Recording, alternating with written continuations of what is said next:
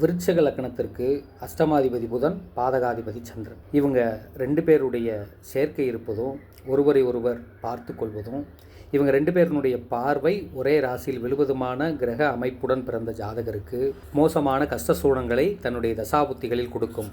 புதன், சந்திரன் இவங்க 2 பேரும் ராகுகேது கூட இருந்தாலோ, ராகுகேதுக்குனுடைய நட்சத்திரத்தில் பயணம் செய்யக்கூடிய காலகட்டமாக இருந்தாலோ, அல்லது புதன், சந்திரன், ராகுகேதுக்களோட இருக்கையில் மாந்தி அந்த இடத்துல வந்தாலோ, புதன், சந்திரன், ராகுகேது இவங்களோட மாந்தி கூட இருந்தாலோ இவங்களுக்கு மிகப்பெரிய தோஷத்தை இவங்களுக்கு குறிகாட்டும். இவங்க ஜாதகம் பார்க்க வரக்கூடிய நாட்களில் ஆயில்யம், கேட்டை, ரேவதி, ரோகிணி, அஸ்தம், திருவோண நட்சத்திரமாக இருந்து இவங்களுடைய பிறப்பு லக்கணமான விருச்சகத்திலே அவங்க ஜாதகம் பார்க்க வந்தாங்க அப்படின்னா, இன்னைக்கு அவங்களுக்கு மிகப்பெரிய கண்டம் இருப்பதையும், அவங்க கண்டத்தை பற்றி மட்டுமே கேட்குறதையும், அவங்க வாழ்க்கையில் ஏற்பட்ட இழப்புகளை மட்டுமே பேசுவாங்க. அப்போ தான் அதை பற்றியே கேட்பாங்க.